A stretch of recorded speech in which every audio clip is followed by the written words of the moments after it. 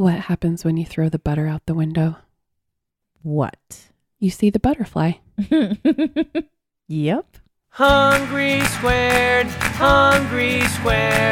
bringing you the best food talk anywhere. Welcome to the Hungry Squared podcast where the brain and belly meet. I'm Sharon from the Wasatch Cooking Guide. And I'm Winter from theredparty.com. This week we're talking about butter. Butter. Butter. Butter. Bonnie saw seashells. But just kidding. I thought there was something different. Sorry. Nope. Dang it. Let's talk about it. Sharon, have you eaten anything? Well, first of all, I have to comment. You sound rather ill. Ill? You sound like you were a 2-pack a day smoker. Maybe I am. Not. I am not. She is not. I have no history of smoking. I have a lovely spring summer cold. Boo. Which is lame. I blame it on my job. I was at a hospital I don't usually work at ever. And for the last 3 weeks, and I've been all over that hospital in tons of different areas, meeting lots of different people. And I was away from my little germ bubble that I'm used to at work and going into way new, different germ bubbles. And those germs really just liked you. Oh, man. But the good news, bad news is that I got out of going to the hospital again this week because some of the immunocompromised patients that I've been working with would possibly die if I was around them. Yeah, so it's a good thing that you didn't go to work. So. Yeah. Well, okay, and it sounds like you have a bit of a cold, so I'm wondering if you ate anything good this week, because when you have a cold, at least when I have a cold, it's just over. Nothing tastes good. Yeah, I haven't eaten a lot this week. When I was thinking about what I've eaten, I haven't eaten that much, but I did eat a steak. You did? That's probably the most substantial thing I've had all week. Oh, well, good for you. Other than brothy soups and what have you I haven't been able to taste. But right before I lost the taste, that steak was pretty darn good. That is good. It had butter. I had grilled it and it was rare, which is my favorite. Mm-hmm. Oh, I didn't know you were a rare person. Yeah. Nice. I don't go more than medium rare. If it's cooked to medium, that's overdone. It's done. I don't like it. Yeah. I won't eat it. What kind of steak? It was actually a New York strip. Oh, okay. But it was really thick cut and there was a decent amount of marbling. It was bone in. Oh. So it was actually really tasty. And just salt and pepper, I'm assuming? Yes. Salt and pepper, put it on the grill and the butter. Let it do its Maillard reaction. Mm-hmm. Mm-hmm. But not too much. Not too much. What did you eat this week? We also had steak, but the thing that really was the highlight for me actually was the thing that accompanied the steak. The steak was dang good. It was a ribeye. Mm-hmm. It was just right. I do like a little bit more Maillard reaction going on, so I will let it go Lee lets it go for a little longer because he knows I like it that way. I'm a medium rare person. It's so good. But he made his signature watermelon salad. Oh. Now let me tell you about watermelon salad season. Yes, it is. Yummy. So Lee cubes watermelon and then he adds goat cheese. But the goat cheese that I really like is from Vermont Creamery. Mm-hmm. It's really good. So if you people out there are like, I will not eat goat cheese because it's too goaty, you know what I'm talking about, right? It's a little gamey. It's a little grassy. Has a bite. Yeah. Has a bite. This one I think is extremely mild. I don't know what they feed them up there, but it doesn't taste very wild. Okay. Does that make sense? Okay. And then so he puts watermelon cubed, baby arugula, so a little spicy green, mint. What are those things called? They're little purple onion things. What are those things called? Shallots, thanks. I totally am spacing it. I know because I've had this salad before. Thanks. And I'm super excited. I was genuinely excited when you said it's watermelon salad season. Yeah. And then Lee usually puts prosciutto in, some prosciutto from Creminelli, but he grabs some Soprassetto this time and just kind of put it in little chunks. And when you get it all together, it just tastes so good. And then he crumbles that goat cheese on top. And then you serve that. You plate it. Then you drizzle on some balsamic vinegar. It is a beautiful salad. It doesn't hold up well the next day. Oh yeah. You got to eat it that night. Yeah. And you could totally polish that thing off. But the salad is very Instagram worthy. Oh yeah. And it's so refreshing. It's perfect for spring and summer. So if you got some watermelons, I'm going to have that up on the blog this week on the Red Party blog. Yeah. If you want to check that out, that is what I ate this week. And it was awesome along with the steak. So it was perfect. And now for the main course. Let's get down to our first topic at hand, which is butter. Butter. Like butter. Let's talk about butter. I love butter. I do too. I love butter. Yeah, you had butter on your steak. Just makes it better. I grew up not eating butter, actually. We were margarine people. You know what? We were too. It's cheaper, And I think back in the day, there was the thought that it was healthier than butter. When we were growing up, yes. Yes. I think we're in our 30s, so if that gives you any sort of... In the 80s and 90s. Yep. Any sort of like reference, that's when margarine was felt to be better for you than butter. We're going to say that a lot, I think. Can I talk a little bit about the history first? Yes. Of butter? Where did we get butter? There is thought around 8000 BC. That's a long time ago. Yeah, it was. So that's why I'm using a reference called Butter, A Rich History. It's by Elaine Kozlova. And she talks about butter, how it came about. And she talks about how there was milk in a sheepskin bag and he was traveling. So it was attached to his pack animal. Oh, okay. And with all the jostling and everything. Oh, it churned. It basically churned, right? So he, instead of, he tips the bag back to take a drink and it's not milk anymore. It's definitely not milk and it tastes very different. So she also mentions that there's like a 4,500-year-old limestone tablet that talks about early butter making and how it was always in like the skin of an animal. It was hung between trees or sticks or something and kind of jostled. Okay. So there is a lot of history about butter making. And I think that's kind of the same when we talked about cheese or even salami, like, Right. People have been doing it for a long time. And they don't quite know why it does what it does. So butter kind of started to pick up in popularity. The ancient Romans actually considered it to be associated with, I don't know how barbarism, like the barbarians. Oh. They didn't think it was very civilized, refined. Yeah, because the Romans were used to their olive oil and everything, but there was armies that were coming in and they ate butter. It's known to be curative. I mean, back in the day, Pliny the Elder is known to, if anybody listens to Sawbones, the podcast, they talk about Pliny the Elder. Yeah. And he talks about how it definitely has curative properties. So yeah, it has quite the history coming about. So I honestly think that there's not really any time when people say this is when things happened. Is when this person invented butter. Yeah, exactly. Yeah. Because let's be honest, those things are kind of flukes and it's like, oh, who is the person that first noticed and tried to make it work on purpose? Right. Questionable. Yeah. Okay. You're not original. No. This just happened. Everyone loves butter. Everyone loves the butter. Okay, let me tell you a little bit more about the history because I thought this was really funny. There's a couple of stories anyway in Ireland where wooden buckets were loaded with butter and then buried in mossy swamps because there it was cold. I mean, it would be cold and perfect. This is in Ireland? In Ireland, yeah. Okay. Back in 400 BC. And people would forget about him. So occasionally you'll get an archaeological find where you find one of these casks that are full of this like grayish cheese-like stuff. Oh, gross. In these bogs. But so it was kind of thought to be like, oh, maybe it was just being saved for foods, basically food storage, right? Or the other one was that it was presented to the pagan gods as a way of appealing to the fairies in the bog and yeah.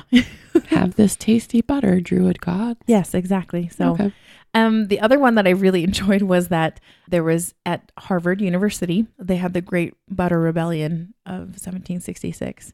At Harvard? Yeah, at Harvard. 1766? Yep. A butter rebellion. Yeah. What were they rebelling about? Okay, so they were eating their meal, and it kind of happened at the beginning of the meal, but rancid butter was served to the students. No. Yeah. And they were just so frustrated by the state of the dining hall. And so it was reported that Asa Dunbar, who is actually the grandfather of Henry David Thoreau, was the one that incited the student body to rise up. And, that's awesome. yeah. And he jumped up onto his chair and started shouting, "Behold, our butter stinketh. Give us therefore butter that stinketh not." Nice. I know, right? Isn't that great? I just thought that was really fun. So butter protest. I mean, it's good stuff. It's worth protesting. Mm-hmm. So can we get into a little bit of how butter is made? Let's talk about the science. Yeah. How are we making this butter? Okay. I mean, I've seen butter churns. My grandmother had a churn Yes. that she actually used when she was a little girl, but she just kept it around the house for decoration. Really? Mm-hmm. Oh, I've never really, you know how you can go to some of those pioneer places or old timey homesteady places and churn. Mhm. Yeah, I've never. Have you ever done it before? Have you ever churned butter? Yes. I was younger. It was like on a museum field trip or something like that. So it was hard, I remember. But I was like, little and probably 10 years old or something. And super excited to do it, I bet. Yeah. Yeah. It's just fun. It didn't work out for me. Oh. It was too hard for me to churn it, but I tried. Yeah. It's good fun. So, okay. So how do you make butter? Can we talk first about science? Don't freak out. A little chemistry. Okay, everybody? Woohoo. Don't freak out. Chemistry wise, let's start. I know. I'm so sorry. We had to start with She cream. takes a deep breath. I do. Well, because you This have. is because she's like super excited. Well, it's because you have to start somewhere, and I don't want to freak everybody out. If you're like, I'm not into the chemistry, go ahead and just fast forward for about 5 minutes, and then you'll be good. Don't fast forward. You're going to learn something. Okay, so let's talk about cream first, because that's how butter starts. Let's go back to the very beginning. So what is cream? Well, cream has milk fat, and it's just this complex structure of lipids. And lipids, there's a triglyceride that makes up this milk fat, and it's 3 fatty acids, and that's why you get the tri, and then the glyceride or the glycerol part. So basically those fatty acids are something called a carboxylic acid. Now, don't freak out. Just it's carbon with the double bond oxygen and a single bond OH, oxygen with hydrogen on it, for those out there. Sounds like it's safe. Yep, it's not too bad. And you can have different things attached to that little compound there, and it just depends on what you get. So you can have, like I said, this fatty acid with this glycerol. That's basically what it is. But fat, this milk fat, this triglyceride doesn't like water. It's hydrophobic. So water phobic, fear of water. Okay. And so there are special membranes called phospholipids. Hey, everybody from Science Club from high school. Phospholipid bilayers. Woohoo! So phospholipids are really fun because they have a little head section that loves water and a tail section that hates it. So you get these. Sharon's like, I don't know what you're getting into, Winter. So the hydrophilic head faces outside and loves the water. And on the inside, you have basically a triglyceride haven. So if you can think about all the milk fat the milk fat molecules hanging out on the inside being protected from the outside. Okay, so we got to start with that. So you got the water on the outside, the fat stuff inside, kind of these little globule type things. Okay, got that? Mm-hmm. Protected. Now, what happens when you start whisking it? You're forcing air in, right? You're chunking it up. Yep, exactly. You're forming bubbles of gas, and they pop, but then, the surface tension at the very beginning is low, so you're not able to like form anything to start. Yeah, there's nothing to trap that air yet. But as you start knocking things around, those fat globules that are in the cream, they start destabilizing. So what ends up happening is that phospholipid membrane that is protecting our lovely fat is starting to get busted up. Think about it. And then things get exposed out there. And it is looking pretty bleak. Pretty bleak for those little triglycerides. Oh, no. So what do they start doing? They start to glom together. They're like, oh, no. Safety in numbers. Yes, safety in numbers. So that's what they end up doing. They start glomming together. They try and stay away from the water molecule. Okay. And, you know, every so often there's neutral pockets of air because air is a safe haven in a sense. Okay. So that's when you start getting whipped cream. Ah. Okay. So that's what usually happens there. Actually, I'm going to tell you this in the US specifically. In order to get whipping cream or to do this, you have to at least have, I think, 30 to 35% fat to be able to make whipping cream. Anything lower, it's not going to work. Okay. Okay. Now, the next thing happens is what if you go too far? So you're past the whipped cream stage. You've kept beating. You've kept doing. Well, then you make butter. Yeah. Basically. Because if you've ever made whipped cream, say in your KitchenAid stand mixer, if you walk away from that, sometimes if you're distracted long enough, you can come back to butter. Yep. And so you're going to serve butter on your pie or cheesecake, for instance. Not gross. Awesome. So yeah, that's exactly right. So what ends up happening is those fat globules who have found each other, loved each other, and because you've kept moving them around, so they have a lot more time to find each other. Yeah, making friends, hanging out. Exactly. So now they have glommed together. The air has no longer found it doesn't need to be there necessarily. It's not surrounded by those fat globules because they've already gone off and had a party themselves. And so your foam deflates. That's what happens. Mm-hmm. And you end up with butter, kind of a stiffer type thing. Now you're going to have the butter, which is the fat globules. And then you're going to have a liquid, which is buttermilk. So which is buttermilk. So you can strain that off and use that later. Now, what they end up saying is that you can get the butter, that big chunk of fat globule, and stick it in ice water, and you can knead it to get all of the water and anything else that is in there out. So you can have a good, like, nice pure piece of butter, I guess. Okay. Yeah. I had no idea that's how you did it. I'm curious to know if other people have done that. But yeah, I didn't realize that it's basically science, right? It's just, they like each other. They're going to hang out. And that's what butter is. Nice. Yeah. Right. I thought that was so awesome. It brought me back to high school. Oh, I have always studied earth sciences and geology. So it's always new for me. You're like, interesting. That is very interesting. That's how I know how to do basic butter. I've never made butter before, but I hear there are many types of butters. Yes, I've accidentally made butter before in the aforementioned. That's how I know. Situation. Yep. But what kind of, like, you mentioned something to me actually we went to a conference and a nice, really lovely lady talked to us about cultured butters. Yes, there is such a thing as cultured cream butter. But there's other types of butter. And I'm so used to my unsalted stick o butter that I don't know what other butters there are.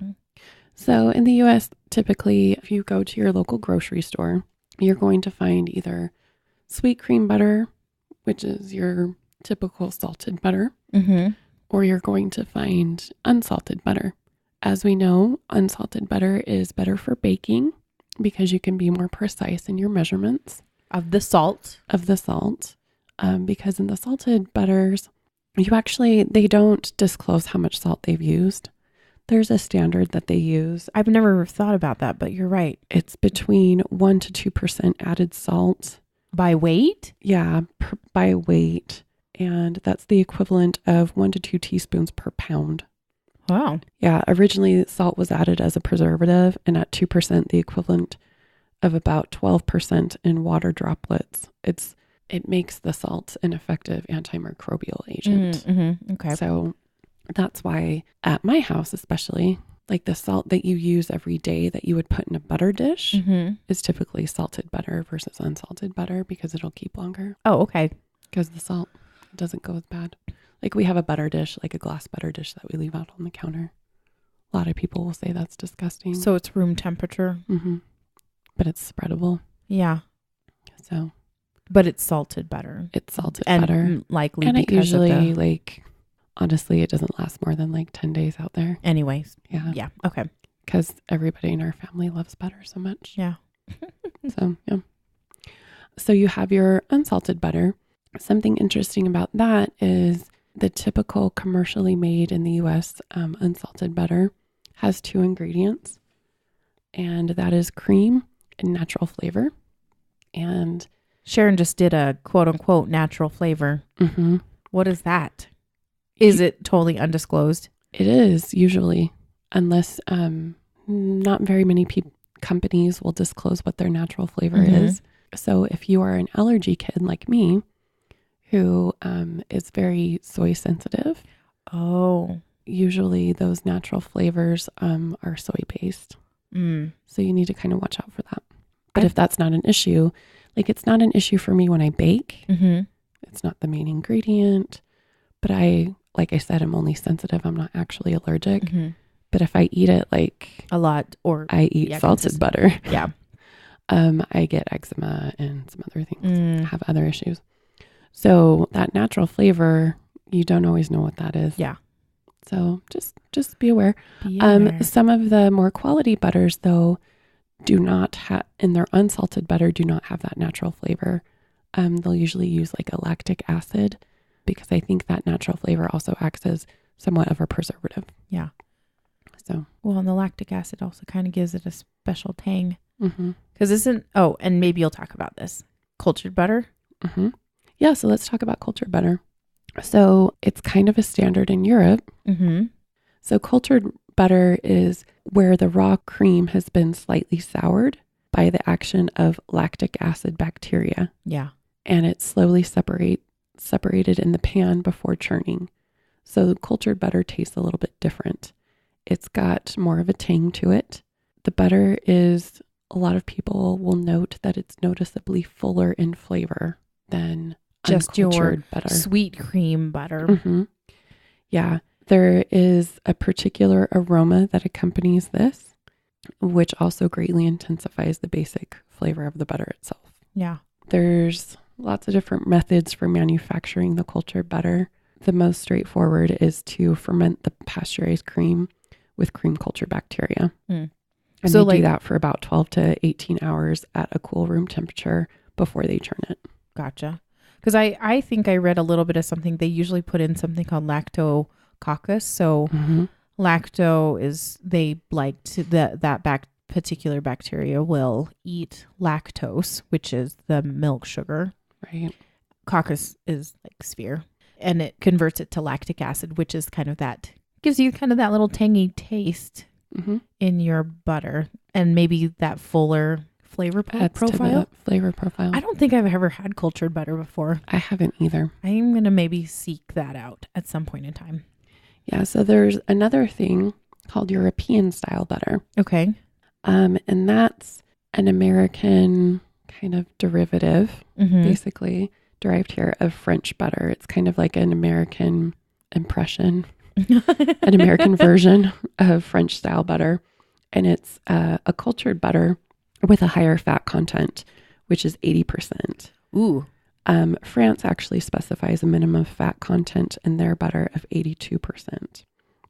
And then American producers aim for around 85. Mm-hmm. Mm-hmm. And these butters contain quite a bit less water. It's usually 10 to 20% less. Mhm. So that can affect your baking. You can either, depending on what your recipe calls for, like a pastry crust, Mm-hmm. can either make that flaky or not at all Interesting. Well, because of your water content in the butter. So if you use your typical, like an unsalted butter stick that you got at your Mhm. local grocery store, you went to a Kroger mm-hmm. or a Piggly Mm-hmm. Wiggly, Mm-hmm. or, Safeway, wherever you're at, and you got an unsalted butter versus a European style butter, And it's that fancy butter. Yeah. You see it in the yeah. wrapper and stuff like that. It's all just one big log Mhm. kind of a thing. It's going to affect your baking. So do you think it's going to make it, if there's usually more fat, right? So when there's more fat, it's possible that it could be flakier. Right. So, Because think about a pie crust. You have more fat content, and that makes... but if you've got your perfect pie crust recipe, Oh, you know what I mean? Like if you've already got it down, then you may have to account for your liquid ingredients and reduce a little bit. well, no, I was also Or going to add. say, because remember when we talked about the pie episode, which was our first episode, everybody, that was a fun one. Because it's the water content in the butter that is evaporating off Mm-hmm. and leaving blank spaces, basically. Yeah, they're leaving little tufts of air in the pastry. So that's not going to happen with the European butter. Not as much. Mm-mm. Interesting. Okay. I remember, so we have a local bakery here. It's called Les Madeleines, and Romina Rasmussen is the owner and head baker, I guess is. But I remember I took a class from her, and at one point in time, because she was talking about they're famous for this pastry called the Kouign-man. So yummy. I don't if know you're how to- ever in Salt Lake City, you need to come and get it. Yeah, it's amazing. And so she specifically talked about, like, you guys need to get quality ingredients because I purchase different type of butter to get what happens with the Kouign-man. Mhm. And I can totally see how that would, because it is so good. Yeah. It's flaky and buttery and sugary and so good. I'm just saying, you got to try it. Yeah. It's been featured on the Food Network. Yeah, it's Humble brag. so good. Go Salt Lake. Yeah. Okay. Sorry. So that was cultured butters and the French style almost. Right. Or Well, they call it European European style. style. But it's Okay. modeled after Mhm, French butter. There's also whipped butter.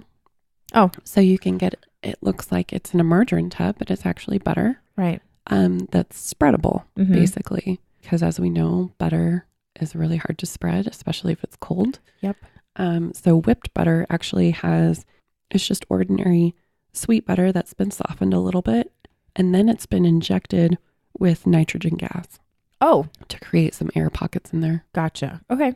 That's to it. make it spread it. That's it. I was thinking that it was like whipped, but not quite to butter. Right. So if you pull that out of the fridge, it's Definitely still spreadable. hard, Yeah. but yeah. easier to spread. Yeah. And then if you let it soften, kind of like ice cream, you let it soften for like 5-10 Then minutes. it's good. It's great. Okay. That about covers all of our different butter varieties. I mean, you can make compound butters where you're putting in, you're making your own butter. Oh, flavors. Yeah, you add flavors in, Oh. things like that. Herbs. I've seen some with like seafood bits in it. Excuse me? Mm-hmm. Yeah. What do you put that on? Oh, like seafood. yeah. Oh, can you I do that? think Wait, is that contradictory? I've seen it in a seafood restaurant. And so there was like some crab in the butter, Oh. some bits of crab. It was a crab compound butter. Mm. So there was like parsley and some other things in there. And then just a couple little crab bits. And it was really good on the rolls that we had while we were waiting. I must admit that I do love a good compound butter. I don't think I knew that's what it was called. Mm-hmm. But the flavored stuff. The flavored stuff where it's kind of been rolled in. Yeah. Whether it's something that's you can purchase at the store or make on your own. I've Yeah. never made one on my own. So It's not bad. You just have to soften the butter a little bit and then have you tried put it in. Chef Chamois butter? Their compound butter? No, I haven't. Oh, it's pretty good. I just tried it recently, but they I've only tried their garlic butter. It was good. Chef Ike at my home, Does he do a garlic butter? he does a lot of different compound butters. I think it's awesome. It's I think good. you can get creative. Yeah, I mean, you can throw in like berries. in Oh, there. yeah. Lots of different things. Oh, I guess a honey butter would be a compound butter. Mhm. Duh. Yeah. Sheesh. That's kind of your basic. Yeah, that right? Everybody's had. Honey, cinnamon. Oh, yeah, cinnamon. Mm. Yeah. Mm. Okay. Okay. Good. So I wanted to kind of make a note on keeping butter. Properly made butter resists gross contamination by microbes and keeps well for some days at room temperature. Okay. But the delicate flavor is easily spoiled, I guess you could say, by air exposure and exposure to bright light, it can break down some of the fat molecules and makes it rancid. Yeah, smell basically. stale, and it goes rancid. Mm-hmm. So you'll want to be sure, if you're keeping your butter like we do at home, put it kind of in a cooler spot in your kitchen and somewhere where it's darker. Yeah. Well, and you're covering it too. You have a little cover for it? Yeah, we do. And it's like it's glass, but it's a colored glass. Okay. And there's a lot of it's a cut glass dish. And so there's a lot of little designs and stuff like that in it. And so it's not exposed to a lot of direct bright light. Gotcha. A lot of people talk about getting those butter keepers. Yeah. Is that you pour water in it? Yeah. I'm not sure exactly how those work. I'm fascinated by them, but I haven't actually known anybody who's had one. Yeah, I don't know anybody who's had one, but I can understand the concept of it, because think about it. We talked about avocados a few episodes ago, and you mentioned if you want it to not go brown, your avocado, that is, you can cover it in water. You cover it in water, and that's and then basically you just drain it off. Yeah, and that's basically, think about it, the same concept of, because it's like the water is water and the butter hates water. Mm-hmm. So even though it's touching it, it's trying to stay away from it in a sense. Right. So it's creating more of an airtight type of a situation. I think it totally makes sense to me, but I'm curious if anybody has. I don't know how feasible those are. Like, do you have to constantly drain the butter off? Is your butter wet? I mean, I guess it's not really wet if it's hydrophobic, but I don't know. I don't know. How are you getting that out of there? That's what I want to know. I don't know. How are you getting it out? Let's talk about that. Anybody? Let's talk about that. So if you're going to keep your butter out, like we do, because our kids eat their toaster waffles every day, keep it out of bright light. Keep it covered. Keep it covered. I always just keep it in the fridge, I'll be honest. But we don't ever buy salted butter. Yeah. We just bake too much. I bake too much, so. I buy both.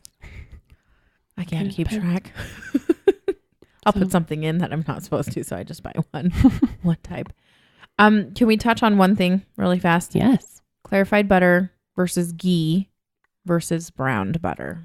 Is there a difference? I think there's difference.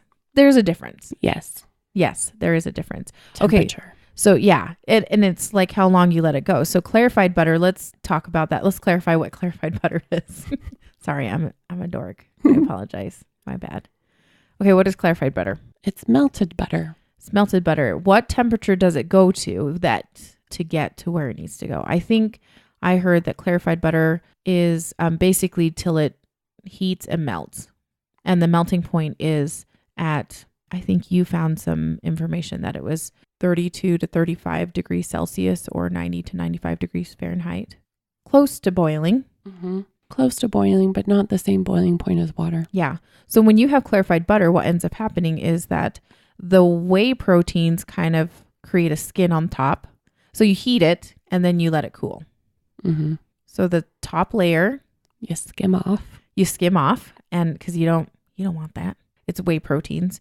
And then you have kind of your middle section, which is that butter fat, which is all melted and liquefied. And then the bottom is kind of this like settled stuff of, which is casein. Yeah, it's casein and water. It's like a kind of a mixture, but you can pour off the butter fat pretty easily for clarified butter. And it's separated from that casein. Yeah.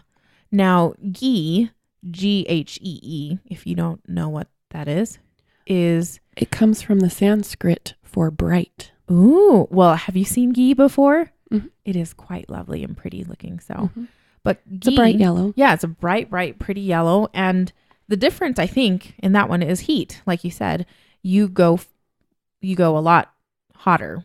Yeah, so the butter is heated to 190 degrees Fahrenheit, which is 90 degrees Celsius, to evaporate its water. Then after that point, the temperature is raised to 250 degrees Fahrenheit, 120 degrees Celsius, to brown the milk solids. Oh, yeah. The casein on the bottom. So you're basically caramelizing. A little bit.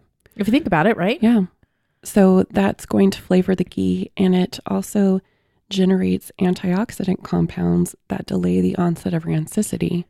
that way you can keep the ghee for like 6 to 8 months. Which I did not know. I knew that you could keep it longer, but I couldn't believe it was that long. Mm-hmm. I thought that was so awesome. So interesting. You can buy ghee at the store. Sometimes it's on the shelf and sometimes it's in the refrigerated section. Usually when you buy it at the store, they ask you to refrigerate it once you've opened it. Oh, okay. I'll be honest, it doesn't really make a difference. I mean, if you're using it and stuff like that, it's fine. Yeah. And then browned butter, right? Mm-hmm. Everybody, what is brown butter? Flavorful butter. Flavorful. It's got a nutty flavor to it. A little bit butter nutty. So you're applying more heat and kind of longer, so that those proteins end up getting even more golden brown, almost maybe dark brown sometimes. And looks almost burnt. Yeah, and they kind of settle out, but that totally adds flavor. Like think about it just going, when we talked about caramelization and how that the Maillard reaction. Yeah, and like it has basically a spectrum. You can do it a little bit, or you can do it kind of a lot more. As I think brown butter is kind of on the other end of the spectrum. Yeah, of clarified butter. I didn't know that. That was really interesting for me to learn this when I was researching that. So, what do you use brown butter in? I know a lot of paleo diet people will use ghee and clarified butter, and ghee is used a lot in India, yeah. Indian food. So I use brown butter in this banana bread recipe. Oh, do you? Yeah. Sometimes I get ambitious and do it, and then it just tastes even better. Oh, I bet it does. It's the dark chocolate ginger one. Yeah. Yeah, it's good. I've never used brown butter in that. Oh. You know what? Joy the Baker has a brown butter chocolate chip cookie. She does. Yeah, and that's good. Because it just, I mean, like, if you don't like having nuts in your chocolate chip cookies, I'm kind of a purist. I don't really like nuts. No. But if you want kind of that flavor, not a bad way to go.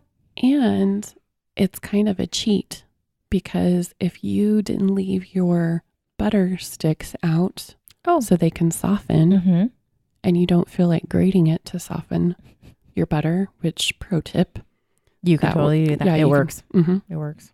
It's quick. And cold butter is great for grating. Yeah. And then it's ready. Yep. You can just whip that baby up. But if you didn't feel like doing that, you could do the brown butter type of recipe. Yeah. Heat that stuff up. Maillard reaction that. Caramelize some of that. It's good. Okay, butter. I feel really good about it. I just want to put it out there that at some point in time, we may have to talk about margarine. We opened with it. We did open with it. But I know that we've had at least one listener request about trans fats. Oh, yeah. That's a perfect topic for trans fats. Do you know what I'm saying? So we might do that as a separate topic later down the line, because that is very interesting to me, because I grew up on margarine. Yeah, me too. And all the trans fat loveliness that it has. Yummy.